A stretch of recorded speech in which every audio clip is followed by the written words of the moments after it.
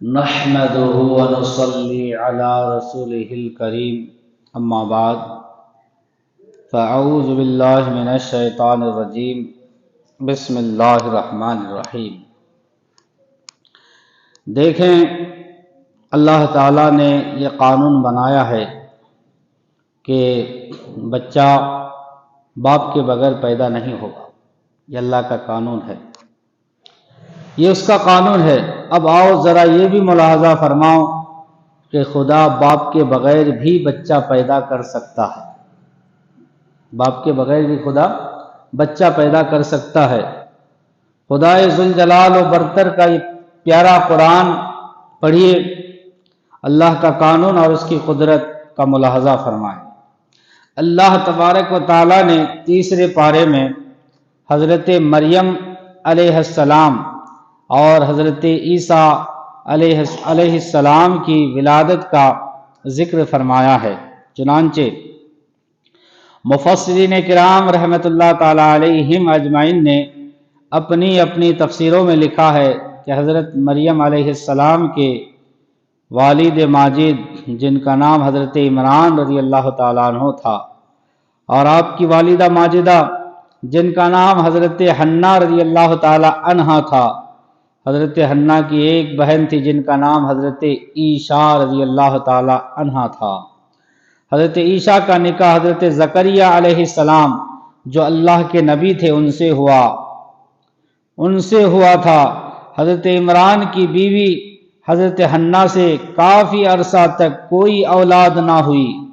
خدا کی شان بے نیازی ہے کہ کسی کو اولاد دیتا ہے، کسی کو لڑکا دیتا ہے، کسی کو اولاد دیتا ہے، کسی کو نہیں، کسی کو لڑکا دیتا ہے، کسی کو لڑکی، کسی کو دونوں چیز سے نوازتا ہے، کسی کو بالکل محروم کر دیتا ہے۔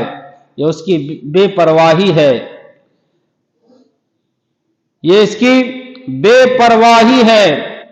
میاں مالک جو ہوا جو چاہے جو کرے خود فرماتا ہے، للہ ملک السماوات والارض، اللہ ہی کے لیے ہے بادشاہی آسمانوں زمینوں کی۔ یخلق ما یشاء، پیدا فرماتا ہے جو چاہتا ہے۔ یہب لمن یشاء اناسا ویہب لمن یشاء اولاد، یعنی ویہب لمن یشاء، اور اولاد بخشتا ہے جس کو چاہتا ہے، بچیاں عطا فرماتا ہے جس کو چاہتا ہے۔ فرزن ویزوجہم ذکرانا و اناسا ویجعل من یشاء عقیما، یا ملا جلا کر دیتا ہے انہیں بیٹے اور بیٹیاں، اور بنا دیتا ہے جس کو چاہتا ہے باج۔ انہ علیم قدیر، بے شک وہ سب کچھ جاننے والا ہے۔ معلوم ہوا بچے بچیاں دینا اسی کی شان بے نیازی ہے۔ کیا خوب تفسیر بتائی علماء کرام نے، یہاں تک کہ حضرت حنہ اور حضرت عمران پر بڑھاپا آ گیا اور مایوسی ہو گئی۔ یہ اللہ کے محبوبوں اور مقبولوں کا خاندان تھا، اور یہ سب لوگ اللہ کے ولی تھے۔ ایک روز حضرت حنہ نے ایک درخت کے سایہ تلے ایک چڑیا کو دیکھا جو اپنے بچوں کو پیار محبت سے دانہ کھلا رہی تھی۔ یہ منظر دیکھ کر حضرت حنہ کے دل میں اولاد کا شوق پیدا ہوا، اور بارگاہ الہی میں دعا کی کہ اے رب کائنات، اگر تو نے مجھے اولاد عطا فرمائی تو میں پہلے بچہ کو تیرے مقدس اور نورانی گھر کا خادم بنا دوں گی۔ کیا بنا دوں گی؟ خادم۔ جو بھی پہلی اولاد ہوگی میں تیرے مقدس گھر اور نورانی گھر کا خادم بناؤں گی، اور بیت المقدس کے لیے اسے وقف کر دوں گی۔ حضرت حنہ کی دعا کو اللہ تعالیٰ نے شرف قبولیت سے سرفراز فرمایا۔ اللہ تعالیٰ قرآن پاک میں اس بات کو نقل فرماتے ہوئے ارشاد فرماتا ہے، اذ قالت امرأۃ عمران ربی انی نذرت لک ما فی بطنی محررا فتقبل منی انک انت السمیع العلیم۔ جب عرض کی حضرت عمران کی بیوی حضرت حنہ نے، اے میرے رب، میں نذر مانتی ہوں، نذر کا مطلب ہوتا منت، میں نذر مانتی ہوں تیرے لیے جو میرے شکم یعنی پیٹ میں ہے، سب کاموں سے آزاد کر کے سو قبول فرما لے یہ نذرانہ مجھ سے، بے شک تو سننے والا جاننے والا ہے۔ جب حضرت حنہ حاملہ ہوئی، تو انہوں نے نذر مان لی، تو آپ کے شوہر حضرت عمران نے فرمایا کہ تم نے کیا کیا؟ اگر اللہ پاک نے لڑکی دے دی، لڑکے کے بجائے لڑکی دے دی، تو وہ اس قابل کہاں؟ حضرت زکریا علیہ السلام کے زمانہ پاک میں لڑکوں کو تو بیت المقدس کی خدمت کے لیے لوگ وقف کرتے تھے، لیکن لڑکیوں کو عوارض نسوانی کی وجہ سے مردوں کے ساتھ نہیں رہ سکتی تھی۔ ابھی حضرت حنہ کے ہاں بچہ پیدا نہیں ہوا تھا کہ حضرت عمران رضی اللہ تعالیٰ عنہ کا انتقال ہو گیا۔ آپ کے وصال کے بعد حضرت حنہ کے ہاں لڑکی پیدا ہوئی۔ کیا پیدا ہوئی؟ لڑکی پیدا ہوئی۔ اللہ کے فضل سے ایسی لڑکی پیدا ہوئی جو لڑکوں سے بھی زیادہ شان والی تھی۔ یہ صاحبزادی جب پیدا ہوئی تو ماں نے اس بچی کا نام رکھا مریم۔ کیا نام رکھا؟ مریم۔ مریم کے معنی ہیں عابدہ اور خادمہ۔ حضرت حنہ کی نذر اللہ نے قبول فرما لی تو حضرت حنہ نے بڑے افسوس کا اظہار کیا کہ یا اللہ، میں نے تو سوچا تھا کہ ہونے والا بچہ لڑکا ہوگا، میں اسے تیرے مقدس گھر کا خادم بنا دوں گی، لیکن مولا یہ تو لڑکی پیدا ہو گئی ہے، اب کیا بنے گا؟ غیب سے آواز آئی کہ اے حنہ، یہ لڑکی کوئی معمولی لڑکی نہیں، یہ لڑکی اس زمانے کے تمام لوگوں کی سردار لڑکی ہے، ہم نے اس کو بڑی شان عطا فرمائی ہے۔ اے حنہ، بیت المقدس کے لیے وقف کرنا تیرا کام ہے، اس کی رکھوالی کرنا ہمارا کام ہے۔ اللہ تعالیٰ قرآن میں اس حقیقت کو ظاہر فرماتے ہوئے ارشاد فرماتا ہے، فَلَمَّا وَضَعَتْهَا قَالَتْ رَبِّ إِنِّي وَضَعْتُهَا أُنثَىٰ وَاللَّهُ أَعْلَمُ بِمَا وَضَعَتْ وَلَيْسَ الذَّكَرُ كَالْأُنثَىٰ وَإِنِّي سَمَّيْتُهَا مَرْيَمَ وَإِنِّي أُعِيذُهَا بِكَ وَذُرِّيَّتَهَا مِنَ الشَّيْطَانِ الرَّجِيمِ۔ پھر جب حضرت حنہ نے اس بچہ کو جنا، یعنی وہ بچہ پیدا ہوا، تو حیرت و حسرت سے بولی، اے رب، میں نے جنم تو دیا ایک لڑکی کو، اور اللہ تعالیٰ خوب جانتا ہے جو اس نے جنا، اور نہیں تھا لڑکا جس کا وہ سوال کرتی تھی۔ اس لڑکی کے مانند حضرت حنہ نے کہا، میں نے اس کا نام رکھا مریم، اور میں تیری پناہ میں دیتی ہوں اور اسے اور اس کی اولاد کو شیطان مردود سے۔ حضرت حنہ نے اللہ تعالیٰ کے حکم کی تعمیل کرتے ہوئے اور اپنے نذر کو پورا کرتے ہوئے اپنی بچی حضرت مریم علیہ السلام کو کپڑے میں لپیٹا اور لے کر بیت المقدس جو ہے پہنچ گئی۔ اور اس زمانے میں بیت المقدس کے احبار یعنی خدام، بیت المقدس کے خدمت کرنے والے، ان کی تعداد 27 تھی، یعنی 20%۔ یہ تمام احبار خدام حضرت موسیٰ علیہ السلام کے بھائی حضرت ہارون علیہ السلام کی اولاد میں سے تھے، اور ان سب کے سردار حضرت زکریا علیہ السلام تھے، جو رشتے میں حضرت مریم کے خالو بھی لگتے تھے۔ اور حضرت مریم علیہ السلام کے والد حضرت عمران اپنی زندگی میں ان سب کے امام، ان سب کے سردار تھے۔ حضرت عمران کی وفات کے بعد حضرت زکریا علیہ السلام سردار بنے تھے۔ حضرت مریم علیہ السلام کی والدہ ماجدہ حضرت حنہ رضی اللہ تعالی عنہا अपनी मुकद्दस और नूरानी बेटी को लेकर बैतुल मक़दस की खिदमत के लिए पहुंची तो तमाम अहबार यानी खुद्दाम इकट्ठे हो गए। हजरत हन्ना ने फरमाया, ए रब्बे कायनात के मुकद्दस घर के खिदमत गुजारो, मैंने इस बच्ची की विलादत से पहले अल्लाह की बारगाह में ये मन्नत मानी थी कि अगर अल्लाह ताला ने मुझे कोई बच्ची या बच्चा अता फरमाया तो मैं इसे अल्लाह के मुकद्दस घर बैतुल मक़दस के लिए वक्फ कर दूंगी, लिहाजा मैं इसे ले आई हूं, अब इसे खुदा के हवाले करना चाहती हूं। जब बैतुल मक़दस के खुद्दाम ने बात सुनी तो हर खादिम की ये तमन्ना थी कि ये लड़की मुझे मिले, मैं इसकी परवरिश करूं, क्योंकि एक तो ये अल्लाह की खास रहमत से अल्लाह ने इन्हें अता फरमाई है, दूसरा इसलिए कि ये लड़की हमारे इमाम, हमारे सरदार हजरत इमरान रज़ी अल्लाह ताला अन्हो की दुख्तर यानी बेटी है, इसलिए हर खादिम आगे बढ़े। लेकिन हजरत सैयदना ज़करिया अलैहिस्सलाम ने फरमाया, ए अल्लाह के मुकद्दस घर के खादिमों, मैं इस लड़की को पालूंगा, इसलिए कि ये लड़की मेरी भतीजी भी लगती है, मैं मरियम का खालू भी लगता हूं, लिहाजा सबसे ज्यादा हक मेरा बनता है।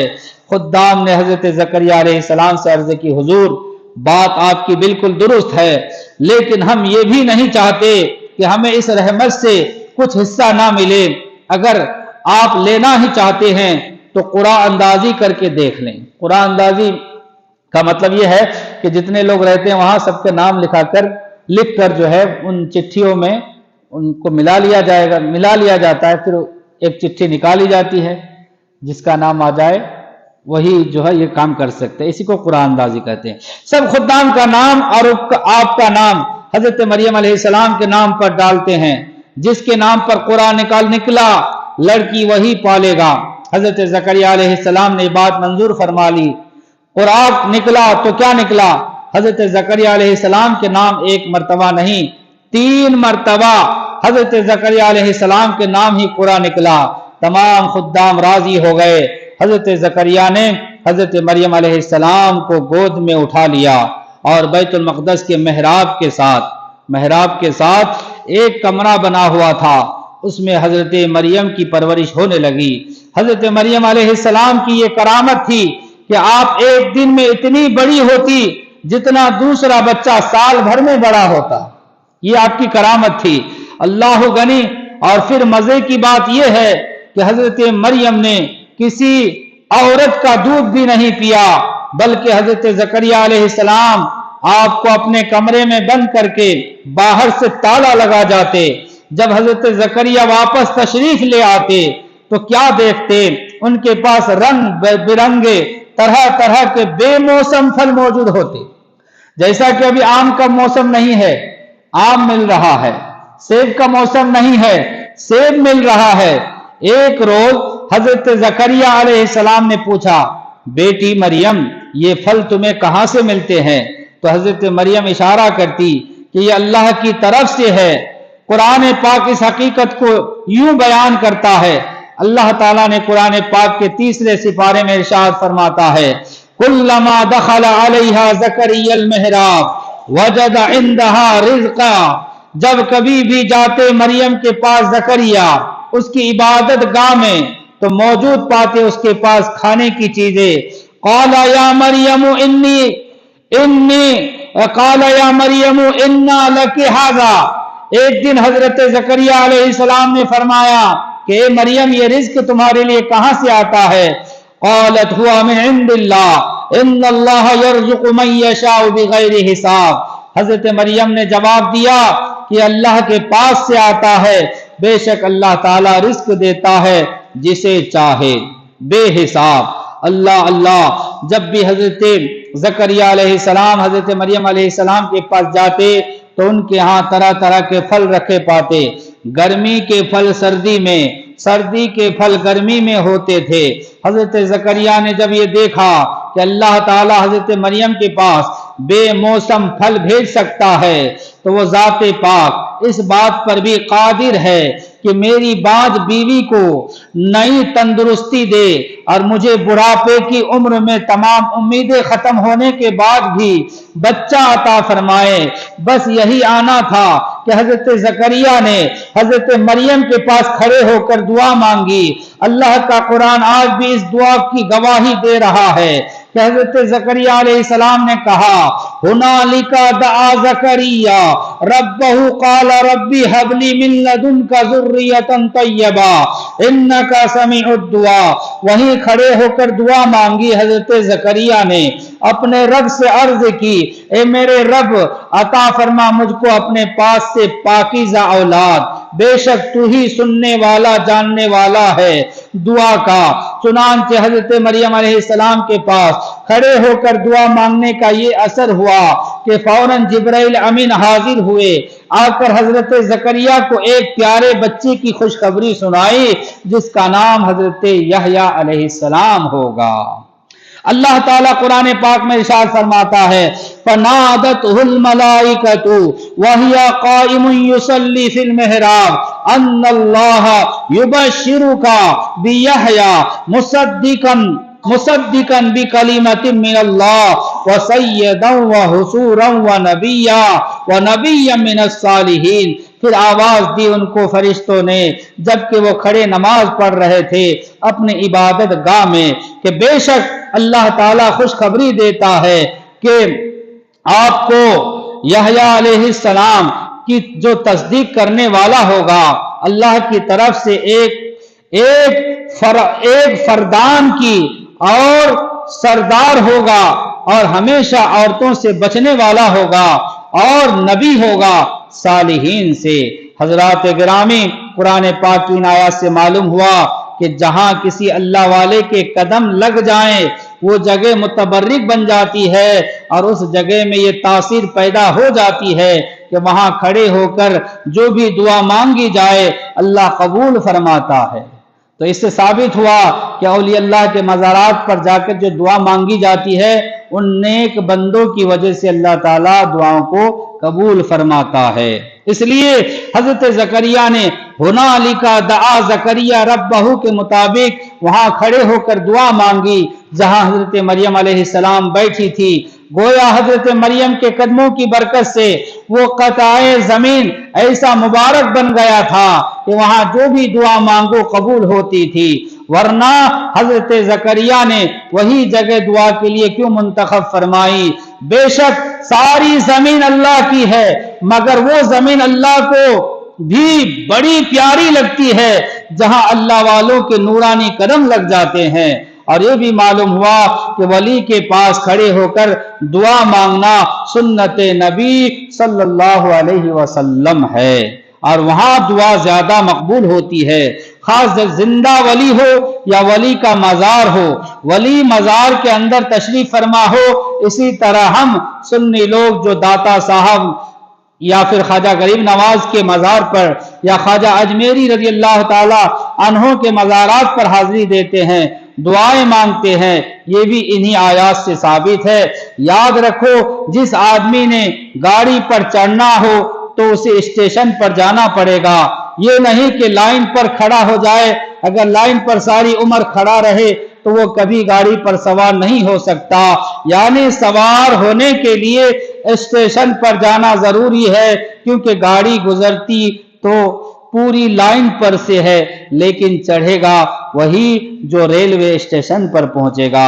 اسی طرح خدا کی رحمت کے دھارے چلتے تو پوری دنیا پر ہے مگر خدا کی رحمت ملتی ہے اسٹیشن پر، اور خدا کی رحمت کے اسٹیشن یہی ان اللہ والوں کے آستانے ہیں اور مرکز اللہ کی رحمت کا کائنات کے والی محمد صلی اللہ علیہ وسلم کا مزار پاک ہے۔ اللہ غنی شاعر کہتا ہے منگتے کا ہاتھ اٹھتے ہی داتا کی دین تھی، منگتے کا ہاتھ اٹھتے ہی داتا کی دین تھی، دوری قبول و عرض میں بس ہاتھ بھر کی ہے۔ تو میرے پیارے اسلامی بھائیوں دیکھیے اس واقعہ سے معلوم ہوا کہ اولیاء اللہ کے مزارات پر حاضری دے کر جو دعا مانگی جاتی ہے وہ دعا قبول ہوتی ہے۔ باقی باتیں جو ہے انشاءاللہ پھر میں کل ذکر کروں گا۔ اللہ تبارک و تعالیٰ سے دعا ہے کہ اللہ تبارک و تعالیٰ ہمیں اس کے پیارے حبیب صلی اللہ تعالیٰ